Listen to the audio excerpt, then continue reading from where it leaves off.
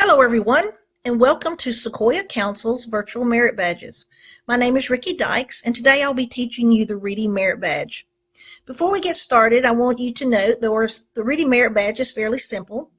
Some of the things I will be teaching you today, as well as some of the things you will be doing online, and then some things you will be sending to me, email. So please, as you email me, because of youth protection, please include your Scoutmaster's name on the email, as well as your parents' email address. You may email things to me at ridykes60@gmail.com.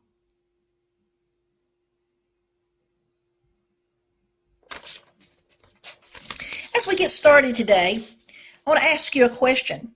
Why do we read? Well, I've got 12 reasons why we read. Number one is reading is good for your brain. Reading is to the mind what exercise is to the body. Scientific studies show that reading does make you smarter. The blood flow to your brain improves the connectivity to it.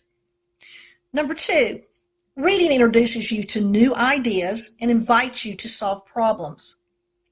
Have you ever solved a mystery case in a book? Your analytical thinking was stimulated. It helped you to detect patterns, solve problems, and assimilate new information as if you were in the character's shoes. Number three, reading makes you a better writer. We all know you have to write a lot nowadays in school. When you read, your brain absorbs good writing techniques and vocabulary. You copy the writer's style of books that held your attention. It enhances also your vocabulary and your spelling. Number four, reading improves your conversational skills. Reading helps increase your vocabulary and your knowledge of how to use words correctly. It also gives you the knowledge and helps you talk to people about other things. Number five, reading strengthens your worldwide views and convictions. When you read a book, it reinforces your convictions. It broadens your perspective and causes you to examine your beliefs and search for what is true. Number six, reading improves your self-discipline and your consistency. It forces you to focus. To get the most out of your story, you must fixate on a plot and complete the book. In doing this, your brain forms deep connections and practices this concentration, which I know many of you need. Number seven, reading increases your knowledge of history. This genre of books, historical fiction, is one of my favorite because you can reach out and it teaches you historical politics, customs, cultures, economics, and intellect. Number eight, reading increases cultural knowledge, and you don't even have to get on a plane, especially now. Reading books set in culture differences from our own provides a knowledge of those cultures and the emotional and spiritual lives of the people who were there. It puts us in their shoes as if we were them. Number nine, reading challenges your imagination. As you read, you put yourself in the character's shoes. Your brain goes beyond the words on the page and imagining details such as the appearances, emotions, and surroundings. In language arts, we call this imagery. Imagery is painting a picture in your mind of things that you are reading. As you're painting this picture in your mind, you're putting yourself in new worlds. Number 10, reading increases your skill in an area of interest. Reading about your specific field or interest can improve your success in a field. You'll gain factual knowledge and you'll learn from others' experiments and from their mistakes. Number 11, reading should inspire you. Reading a good book is like having an inspiring person right there with you. You observe inspiring actions, you feel a contagious passion, and you desire to live a better life. Number 12, reading something you enjoy is an excellent way to help you relax. It can ease tension in your muscles and your heart by letting your brain wander to new ideas and live in someone else's shoes. Reading is a mini vacation for your brain. So in summary, why read? It can improve your academic, social, physical, and spiritual life. Hey, this sounds like the Scout Oath. Heed to reading. As we move on, let's look at the worksheet and the PDF or the Word document that I sent with you. Number 1 in the requirements, you need to learn the organization and resources of the card catalog, and then also how the other way that organization and resources are obtained in another library, which is a college library.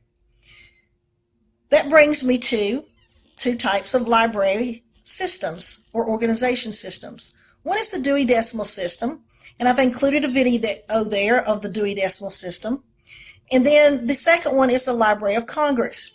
Most of your public libraries and your school libraries are organized by the Dewey Decimal System. When you get into college, the Library of Congress is the one that provides the organization for your college textbooks and media centers. So if you will check out those 2 videos and watch those, that'd be a great thing. Also, Part C, I need you to choose 6 books. I've got with me some information where you can obtain some books today, audible.com, as well as online reading books for kids. I'll let you take a few minutes and copy that down, and you can refer back to this video at another time as well.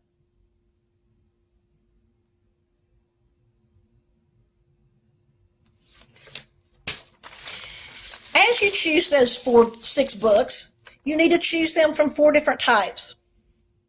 So C, choose 6 books, 4 different types. You're going to choose from poetry, fiction, nonfiction, and biography.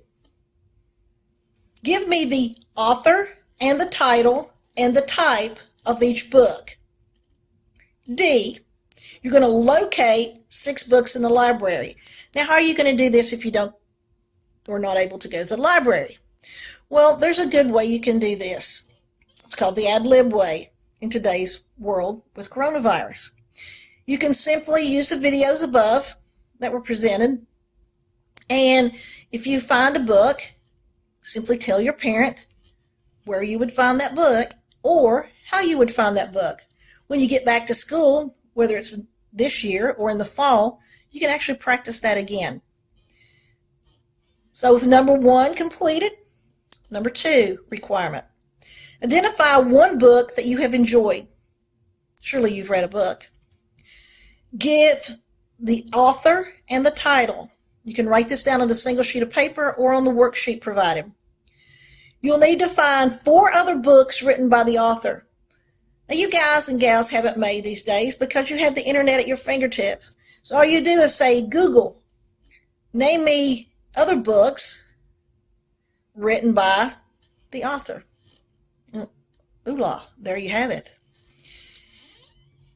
Part B to requirement number 2 suggests that you find a best books list.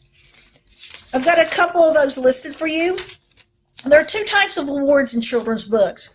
One of those is the Newbery Awards and the Caldecott Awards. The Newbery is given by the Association of Library Service to Children, and it is the most distinguished contribution to American literature for children.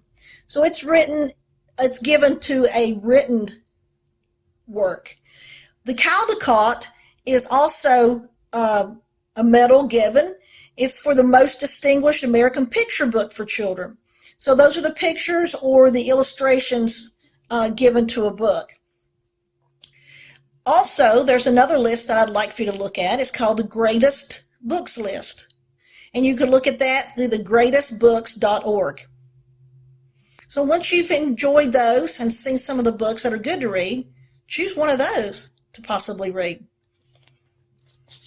Number 3, I want you to read 4 different books.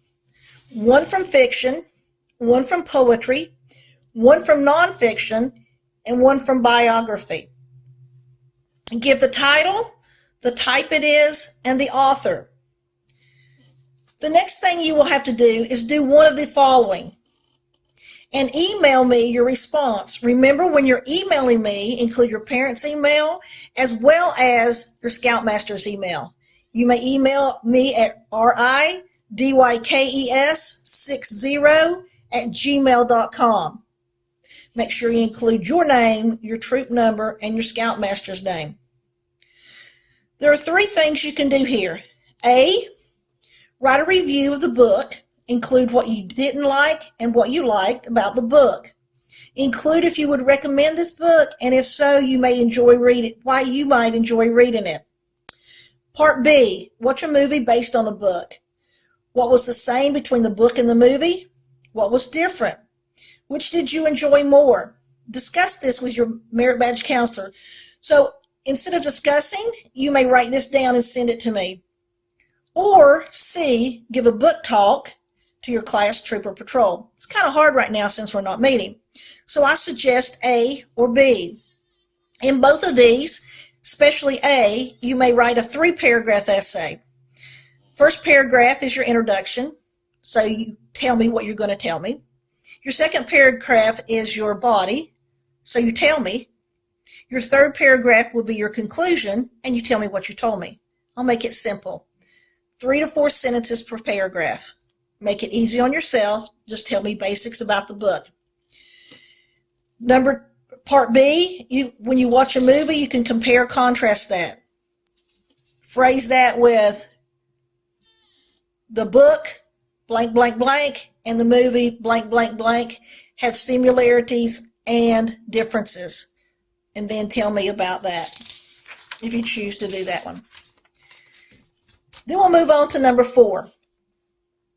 I want you to read a nonfiction book or a magazine that teaches you how to do something like cooking, wood building, video game design, a science experiment, knot tying, building a fire. Please note, do not use your Scout book or a merit badge book. I want you to choose something else. Once you complete this book, I want you to complete a project. The project can be via PowerPoint, it can be a podcast, a poster, a YouTube video, etc. It's up to you.